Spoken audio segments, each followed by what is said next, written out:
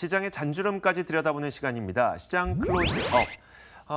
우리가 세상을 남들과 조금은 다르게 볼 때 우리는 훨씬 더 큰 수익을 얻어갈 수가 있겠죠. 그래서 준비한 시간입니다. 김동엽의 소수의견. S1투자연구소 김동엽 소장 오늘도 스튜디오에 나와 있습니다. 어서 오세요. 네, 안녕하십니까. 네. 자, 오늘까지 보니까 시장이 어느 정도 개선되고 있는 것 같긴 하나 여전히 그럼 지금 어디에 투자를 어떻게 해야 되나라는 고민이 됩니다. 그래서 첫 번째 저희가 시장 안건으로 과연 8월 증시의 전망은 어떤지부터 한번 살펴보도록 하겠습니다. 일단 8월 증시에 대한 전망, 다수 의견부터 한번 살펴보도록 하면요. 일단 다수 의견으로 가치주냐 성장주냐 갑론을박이 치열하게 펼쳐지고 있다라는 것을 김동엽 소장께서 들고 오셨어요. 일단 다수 의견부터 한번 어떤 이야기인지 들어볼까요? 네, 오늘 오전장 이어서 좀 오후장까지도 지수 흐름이 좀 이어지고 있는데 네.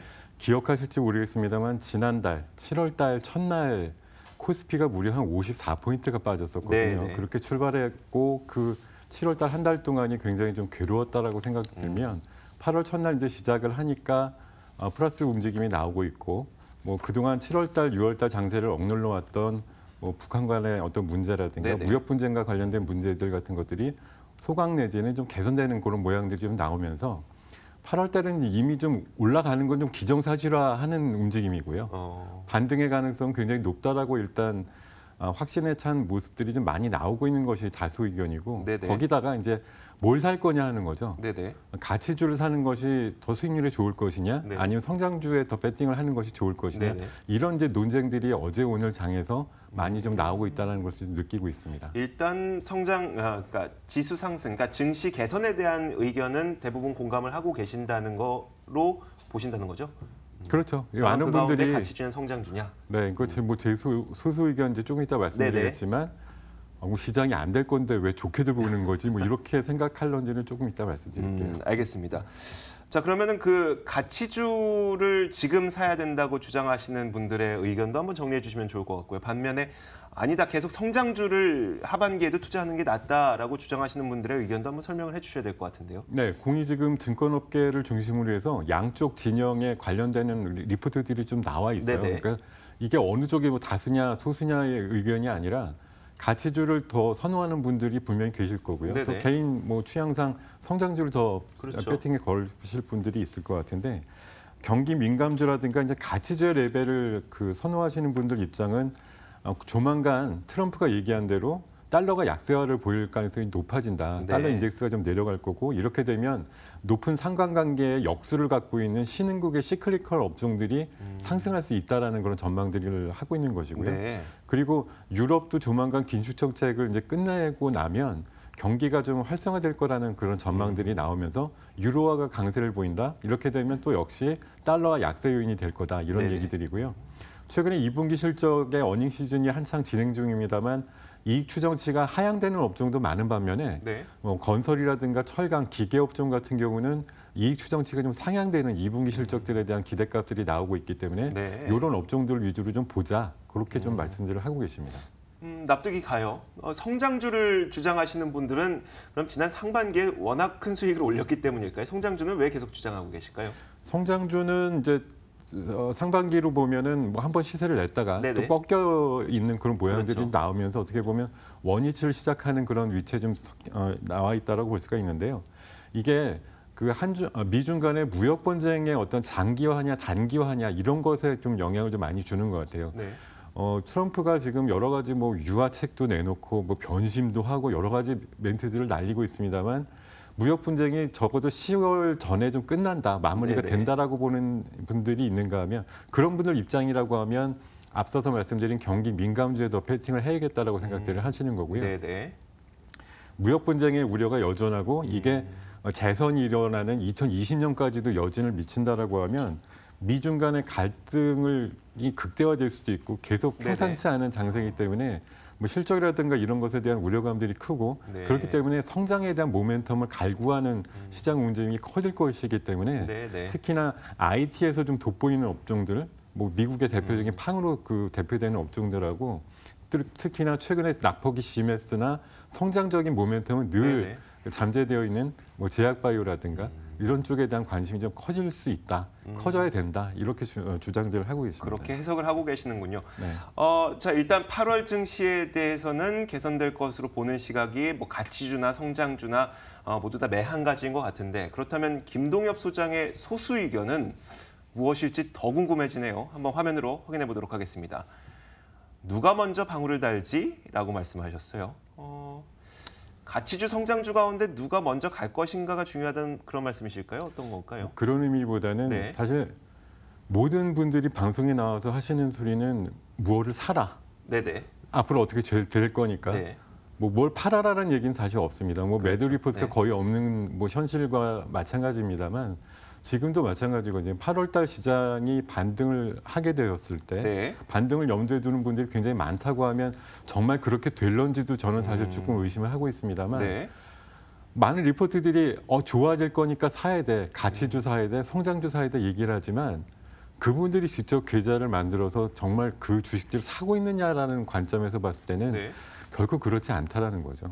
7월 달에도 외국인들이 파는 거를 조금 멈추고 소량의 뭐 현물을 좀 매수를 했습니다만 네네. 특히나 최근 들어서 뭐 여러 가지 주체 중에 아쉬운 역할을 하는 게 바로 기관이거든요. 네. 우리나라에 대해서 그렇게 확신에 대한 거 연초에 뭐 3천을 내다보는 그런 지수에 대한 전망치 같은 것들을 염두에 두었다고 하면 사실 굉장한 그 매수 포지션을 계속 끌고 가야지만 그렇죠. 뚝심 있게 가야 되는데 최근에 기관들 행태를 보면 단기 매매 굉장히 좋아하고요. 네네. 아침에 샀다가 개인들 따라 붙으면 또 바로 네네. 오후에 뒤엎는 그런 그 모습들이 많이 나오고 있고요.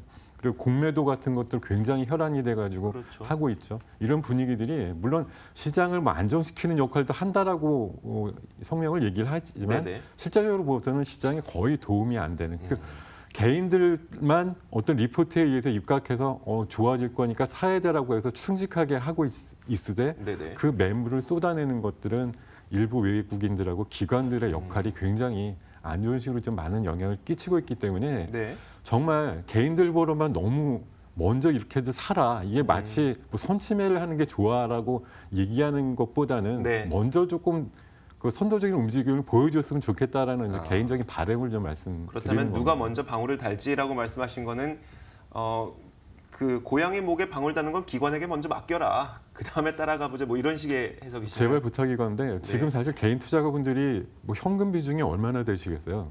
몇 달 동안이 네네. 아니라 몇 년 동안 수십 년 동안 기관이나 나온 데서 리포트는 늘 무엇을 사자라고 얘기를 했기 때문에 네네. 제가 아는 뭐 많은 분들도 마찬가지지만 개인 비중, 뭐 현금 비중을 30%, 40%, 50% 놓고 지금 장세를 바라봐야지 뭘 사야지 이렇게 늘 노리는 분은 없다라는 거죠. 그런 차원에서 봤을 때는 그분들의 좀 아픔을 좀 씻어줄 수 있는 기관과 외국인들의 진정한 좀 역할이 필요하다. 이렇게 좀 말씀드리겠습니다. 뭐 외국인에게 저희 방송을 보라고 강요할 수는 없겠지만 기관에 계시는 분들께서는 좀 방송 보시면서 방금 말씀을 좀 참고해 주셨으면 좋겠다는 바람도 있습니다. 저희가 좀 질문을 좀 다른 질문을 한번 드려보고 싶은 게 요즘 들어서 많은 관심을 받고 있는 종목들 있지 않습니까? 뭐 2차 전지 관련주라든지 반도체의 쌀이라고 불리는 MLCC 관련주들. 사실 이 종목은 성장 가능성도 있고 그리고 이미 많은 실적도 또 꾸준히 내고 있기 때문에 가치주라고 볼 수도 있을 것 같고요. 이 종목들은 또 어떻게 판단하세요? 네, 그렇습니다. 지금 굉장히 좋은 네네. 지적해 주셨는데요. MLCC나 2차 전지주들 그 흔히 말하는 그 안에 뭐 부품주들이나 소재주들 단에서 보면은 경기 민감주면서 가치주 성격의 종목들이 많은데 네네. 이것도 사실 지금 연 단위로 봤을 때 굉장히 성장을 하고 있잖아요. 그렇죠. 뭐 반도체 종목도 마찬가지거든요. 사실 반도체주를 가치주로 봐야 되느냐 성장주로 봐야 되느냐 굉장히 뭐 기준점들이 사실 네네. 많은데 앵커님 어떻게 보시나요? 의미 없다고 봅니다. 네, 그러니까 맞습니다. 성장을 잘하면서 네. 가치도 갖고 있는 주식이라면 사실 네. 우리가 이걸 구분하는 것보다는 그 종목을 사는 게 훨씬 더 빠르겠죠. 그렇죠. 네. 저도 말씀드리고 싶은 그 핵심은 가치주 성장주의 어떤 논리에 구분이 되어가지고 이것들을 버리고 어떤 것을 취하는 그런 네네. 모습을 보일 것이 아니라 가치도 있으면서 성장을 하는 그런 업종을 집중해서 사면 되는 거 아니겠어요? 그래서 그런 업종을 좀 열심히 좀 공부를 해서 판단을 해서 그런 비중을 늘리는 그런 투자 전략이 좋다라는 말씀을 좀 드리고 싶습니다. 네, 알겠습니다. 자, 이어서 저희가 그 시장 전망에 대해서는 여기까지 좀 정리를 하도록 하겠고요. 이제 좀 본격적인 투자 전략을 세워야 되니까 두 번째 안건을 한번 만나보도록 하겠습니다. 많은 분들께서 관심을 갖고 계시는 이 건설주, 사실 건설주가 상반기에는 대북 테마와 좀 묶여서 꽤 크게 오르기도 했었는데 하반기에는 어떻게 될 것인가 일단 다수 의견을 보도록 하겠습니다. 꾸준한 남북 관계가 개선이 되면서 경기 민감주의 대장이 될 것이다라는 기대감이 확실히 존재하고 있는 것 같아요. 다수 의견부터 좀 평가해 주시죠. 네, 뭐 방금 말씀해 주신 대로 남북 경협과 관련된 이슈로 해서 크게 한번 상반기 내에 출렁거리는 모습이 나왔지만 어쨌든 전진하는 그런 모습이 좀 나왔었고요. 1분기에 의해서 2분기 실적들이 그 발표되고 있는 그 기업들마다 대부분 실적들이 잘 나오고 있거든요. 뭐 대표적으로 HDC 그 현대산업개발 같은 경우도 어닝 서프라이즈에 가까운 실적이 나왔고 GS건설이 조금 그 이해 문제가 있었습니다만 영업이익률이 좀 안 나왔다라고 하지만 전체적인 볼륨 자체는 굉장히 크게 나왔거든요. 거기다 삼성물산의 그 건설 부문 같은 경우도 굉장히 좋은 실적이 나왔기 때문에 뭐 주택 시장 어렵다 이런 얘기들 나왔지만 흔히 말해서 브랜드 가치가 있는 그런 종목들 같은 경우는 굉장히 선방했다라는 그 분위기들이 많고요. 특히나 최근 8월 달 들어서 좀 개선되고 있는 남북 경협과 관련된 분위기에 좀 휩쓸려서 2차적인 상승이 좀 기대된다 이런 전망들이 좀 많이 나오고 있는 것이 현실입니다. 네. 사실 그 다수 의견으로 나왔던 게 그럼 하반기의 테마에 또 탈 수 있을 것인가, 그러니까 남북 테마에 또 편승 한번 해볼 수 있을 것인가에 대한 이야기인데 거기에 대해서는 아직 말씀을 좀 안 해주셨어요? 저는 가능성이 좀 높다고 보고 있는데요. 그러니까 이게 제가 드리는 소수 의견이 늘 부정만 하는 것이 아니라 조금밖에 영향이 없을 것 같아를 뒤집는 굉장히 큰 영향이 있을 것 같아라고 사실 좀 뒤집어서 말씀드리고 싶은 부분도 있거든요. 건설주에 대해서는 통상적으로 뭐 국내 건설이라든가 국내 주택 경기가 뭐 잔여 물량이 많이 남고 미분양 물량이 많이 남았다라는 그런 소식들에 의해서 많이 좀 침체되고 있다라고 암묵적으로 알고 계시지만 실제적으로 해외 수주 쪽에 있어서의 모멘텀은 작년 대비해서 굉장히 좋은 상태고요. 국내 같은 경우도 브랜드 가치가 분명히 있는 회사들 같은 경우는 뭐 분양 걱정 크게 안 하는 그런 상태라는 점 좀 말씀드리고 싶어서 남북 경협과 관련돼서는 8월 달에 있는 이슈들이 있죠. 8월 20일께 있는 이산가족 상봉이라든가 8월 초에 현대그룹의 어떤 방문과 관련된 그런 소식들이 조금 긍정적인 영향을 줄 가능성이 높다. 이렇게 좀 판단하고 있습니다. 그렇다면 과연 김동엽 소장의 소수 의견은 무엇인지 화면으로 지금 확인해 보도록 하겠습니다. 자, 김동엽 소장의 소수 의견, 공기 단축의 허실, 빅4를 중심으로. 뭡니까 이게? 참 어려운 말씀을 많이 해주시네요.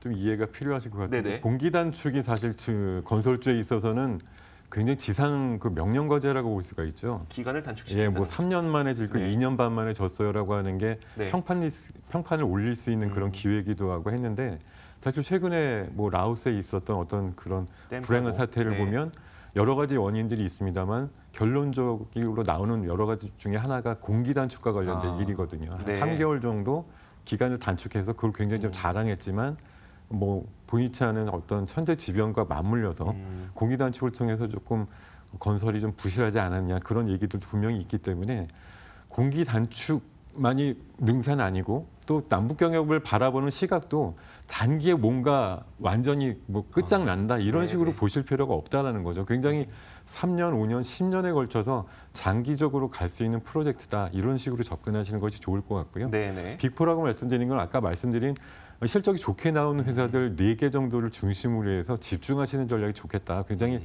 뭐 건설주들이 많이 상장이 돼 있고 코스닥, 코스피 그 양립이 돼 있습니다만 큰 회사들 중심으로 좀 보자. 이렇게 좀 말씀드리겠습니다. 네, 알겠습니다.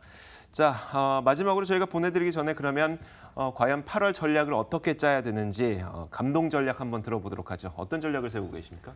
감동이라고 하는 건 지금 남들보다 한 발짝 빨리 움직이는 전략이 좀 가장 중요하다고 생각이 되는데요. 시장은 늘 기대를 하죠. 올라간다라는 기대값을 가지고 있기 때문에 다수의 참여자들이 시장을 유지하고 있는 상태라고 보는데 6월 달, 7월 달 기대보다 훨씬 못했거든요. 8월 달에 대한 기대감은 솔직히 크진 않습니다. 그렇기 때문에 은연중에 더 갈 수 있는 그 반등의 가능성이 높다라는 판단을 하고 있는 것이고요. 아까 말씀드렸던 뭐 낙폭과대든 가치주든 성장주든 버무려져 있는 주식 중에서 가장 실적이 좋게 나오는 종목군 업종을 골라서 비중 확대를 하시는 전략이 좋겠다는 말씀 드리겠고 특히 하반기에는 지금 정부에서 일자리라든가 혁신과 관련된 규제 완화 정책 같은 것들을 많이 밀고 있기 때문에 뭐 2년 차에 들어서는 정부의 정책에 대해서 맞서지 말고 순응하자 이런 식으로 좀 접근하시는 전략 좋을 것 같습니다. 네, 알겠습니다. 자, 오늘 여기서 보내드리도록 하겠습니다. 지금까지 소수의견 S1투자연구소 김동엽 소장과 함께 이야기를 들어봤습니다. 오늘 말씀 고맙습니다. 네, 고맙습니다.